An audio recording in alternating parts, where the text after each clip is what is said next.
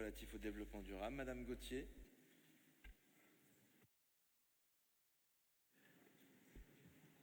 Alors, il paraît qu'à chacune de mes interventions, j'ai tendance à assommer de chiffres et j'ai pas l'intention de manquer à ma réputation. Donc, je voulais vous profiter de ce dernière présentation du rapport développement durable pour vous faire un petit point sur les quelques grands équilibres et grandes avancées de notre plan lillois pour le climat, en commençant par le plan 90 hectares où l'on voit chacun des points, avec des couleurs différentes, représente tous les projets de végétalisation qu'on a fait dans la ville. Vous avez en bleu les projets livrés entre 2020 et 2023, en vert, donc ce qui fait l'objet spécifiquement du RDD, vous en avez la liste détaillée dedans, les projets livrés en 2024, et en jaune, ceux qui sont soit qu'on a inaugurés déjà cette année, soit qui vont arriver en fin d'année ou l'année prochaine, 2026, les points jaunes. Au total, c'est 41 espaces verts créés, 45 réaménagés, et sur la diapo d'après, vous allez voir, alors pas celle-là, ça là c'est tous les projets aussi de jardin, etc. Mais allons sur directement la diapo suivante. Voilà. Là, vous avez la trajectoire quand on cumule tous les projets par année de livraison. Donc, l'objectif, c'est les 90 hectares tout en haut. En vert, vous avez donc jusqu'à 2025 ce qui a été livré. Et après 2025, en vert, vous avez tout ce qu'on a engagé et avec le prévisionnel de livraison. Donc, vous voyez, 2026, on prévoit d'être autour de 50 hectares de livrés, 2027 encore un peu plus, etc. etc., etc. Vous voyez que la courbe verte, elle monte jusqu'à 80 hectares. Ça veut dire qu'à date, aujourd'hui, on a engagé 80 hectares sur les 90. Et la différence entre 80 et 90, c'est qu'on a 10 hectares sur lesquels on a engagé des préétudes. On ne peut pas encore dire que les permis d'aménager, etc. sont déposés, donc on n'est pas encore au stade de vraiment les projets sont engagés, mais en tout cas le foncier est identifié, on sait précisément où a lieu peut avoir lieu chaque projet et les études sont en cours. Voilà, donc pour vous faire un point sur ce plan 90 hectares où on en est avec toute la trajectoire que nous avions tracée là-dessus.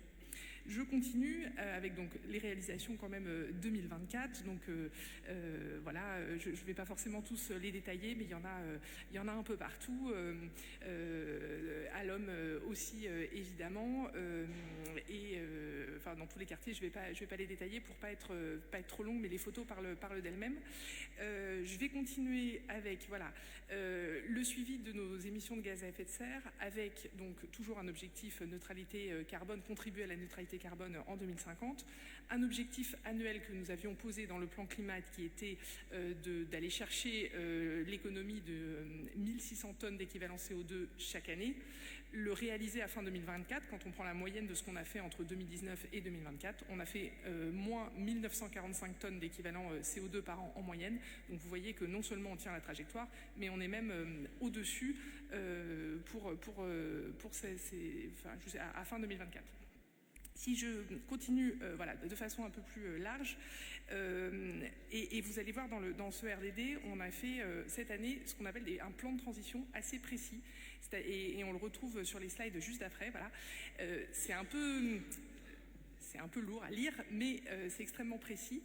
Et donc, si je vous fais un peu le total, en 2019, la ville, c'était 33 000 tonnes d'équivalent CO2.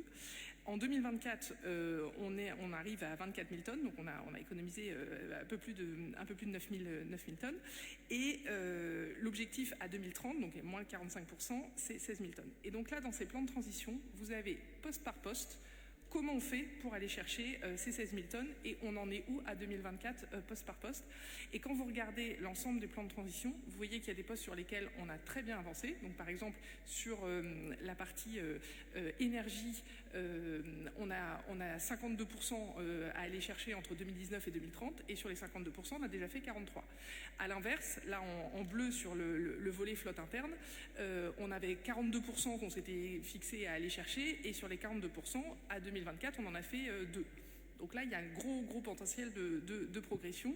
Et si vous allez sur la diapo juste d'après, voilà, là on voit que par contre, sur la partie alimentation et achat, on est plutôt sur une trajectoire plus linéaire. Entre 2019 et 2024, on a fait plus 6% pour le coup sur les émissions de gaz à effet de serre, mais par contre on a 15% qu'on doit aller chercher en 2030, avec un enjeu évidemment qui est qu'en 2019 on était déjà passé à deux repas végétariens par semaine, et donc en réalité le chef 2019 est déjà assez bas. Voilà, ces éléments que je voulais vous partager là, parce que je trouve qu'ils tracent vraiment à la fois tous les efforts qu'on a fait durant ce mandat, mais aussi tout l'effort de planification qu'on a fait pour les années à venir et jusqu'en 2030 là-dessus, et qui montre poste par poste comment on atteint, où sont les efforts qui ont déjà été faits, où sont les efforts qui restent à faire. Un mot peut-être pour conclure cette intervention sur le fait, alors juste avant, sur le fait que sur la rénovation énergétique, qui est donc, si vous revenez encore celle d'avant, voilà, sur la rénovation énergétique, qui représente donc la majorité enfin 50% des enjeux d'émissions de gaz à effet de serre, et notamment là vous voyez que sur les 16 000 tonnes, qui est un peu notre cible à 2030, ça représente 9 300 tonnes. On a déjà investi 78 millions d'euros dans la rénovation énergétique de 75 bâtiments.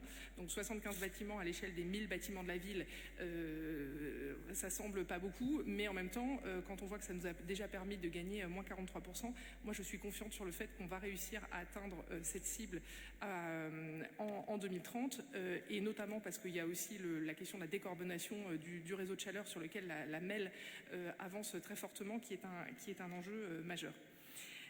Dernier point que je voulais souligner, c'est aussi tous les efforts qu'on a fait en matière de pistes cyclables, donc qu'on retrouve dans le RDD. Entre 2020 et 2024, on a fait 33 km de création ou réaménagement de pistes cyclables, 7 km sur la partie 2025-2026. On est à 41 km. Mon seul regret, c'est que ça ne fasse pas une distance marathon, mais c'est quand même un vrai effort.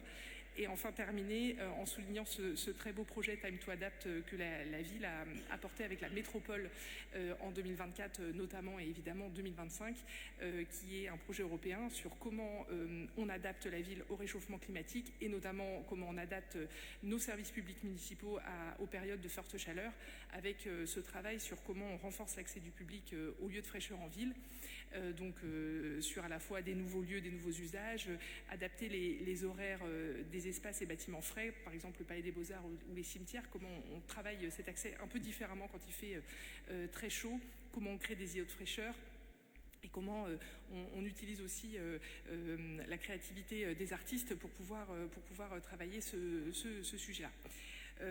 Voilà, donc cette intervention pour dire tout le travail qui a été fait depuis 2020, mais aussi tout le travail de planification qui a été fait pour le mandat suivant, et qui donne une direction très claire pour pouvoir atteindre cet objectif de moins 45% des émissions de gaz à effet de serre à échéance 2030, et en cohérence avec les accords de Paris.